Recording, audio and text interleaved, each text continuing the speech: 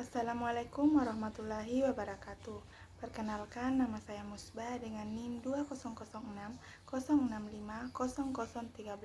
Prodi Pendidikan Administrasi Perkantoran, kelas A, Universitas Negeri Makassar, dengan dosen pengampu Bapak Dr. Sirajuddin Saleh, SPD, MPD.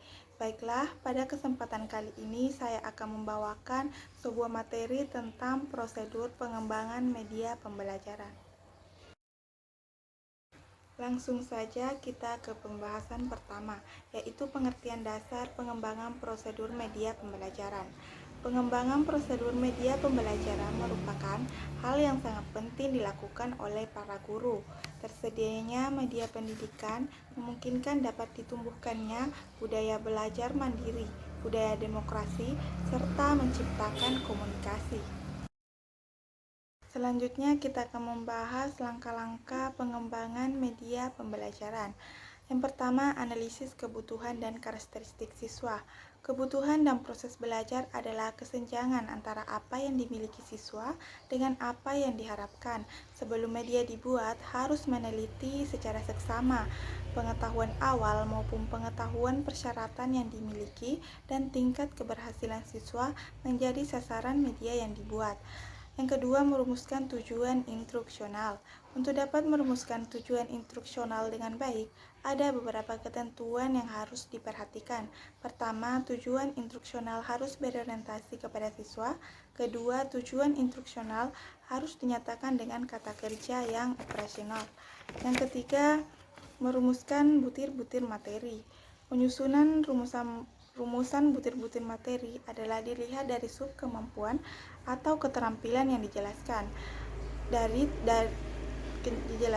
dan tujuan khusus pembelajaran.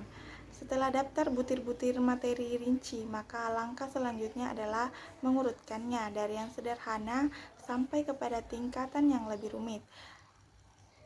Yang keempat, mengembangkan alat ukur keberhasilan.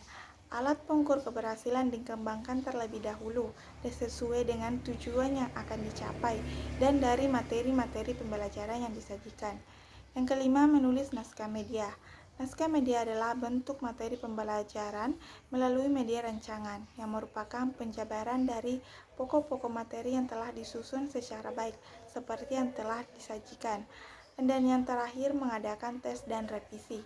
Tes adalah kegiatan untuk menguji atau mengetahui tingkat efektivitas dan kesesuaian media pembelajaran yang dirancang dengan tujuan yang akan diharapkan. Selanjutnya kita melangkah ke syarat-syarat membuat media pembelajaran. Yang pertama, syarat edukatif. Syarat edukatif maksudnya bahwa pembuatan media pembelajaran harus disesuaikan dengan program pendidikan yang berlaku, sehingga pembuatannya akan sangat membantu pencapaian tujuan-tujuan yang terdapat di dalam program pendidikan yang disusun. Yang kedua, syarat teknis. Persyaratan teknis yang harus diperhatikan dalam pembuatan media pembelajaran berkaitan dengan hal-hal teknik seperti pemilihan warna, kekuatan bahan dalam suhu-suhu tertentu, dan sebagainya. Dan yang terakhir, syarat estetika.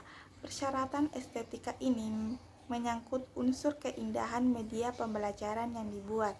Unsur keindahan atau estetika ini sangat penting diperhatikan karena akan memotivasi dan menarik perhatian anak untuk menggunakannya. Selanjutnya kita membahas tentang langkah-langkah pembuatan media pembelajaran. Yang pertama, identifikasi karakteristik anak. Pada umumnya, karakteristik menggambarkan tentang kondisi peserta didik seperti usia, kelas, pekerjaan, dan gender. Karakteristik siswa merujuk kepada ciri khusus yang dimiliki oleh siswa, di mana ciri-ciri tersebut dapat mempengaruhi tingkat keberhasilan pencapaian tujuan belajar serta dapat menjadi pertimbangan guru dalam pengorganisasian pembelajaran. Yang kedua, analisis tujuan belajar anak. Analisis tujuan belajar anak, yaitu seperangkat prosedur yang diterapkan untuk mengetahui tujuan pembelajaran, mengidentifikasi langkah-langkah yang relevan untuk mencapai tujuan dan keterampilan atau kompetensi dasar yang harus dicapai siswa dalam mencapai tujuan. 3. Memilih tema atau isi media. Ambil tema atau bahan ajar yang menurut kita sangat membantu meningkatkan pemahaman siswa dan menarik bila kita gunakan multimedia. Pembelajaran multimedia adalah untuk meningkatkan pemahaman siswa. Misalnya saat belajar biologi, menggambarkan sebuah jenis tumbuhan supaya bisa dipahami siswa. Namun, alangkah baiknya jika tumbuhan tersebut dibawa saja langsung ke depan kelas. Yang keempat, inventarisir media yang ada. Inventarisir media pembelajaran bermanfaat untuk mempermudah mencari informasi, untuk merancang kebutuhan dan menyusun rencana pengadaan media yang belum maupun yang sudah tersedia.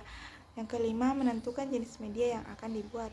Menentukan jenis media yang akan dibuat, apakah dalam bentuk teks, media audio, media visual, media proyeksi gerak, media benda-benda tiruan atau miniatur, manusia termasuk di dalamnya guru, siswa atau pakar atau ahli di bidang materi tertentu.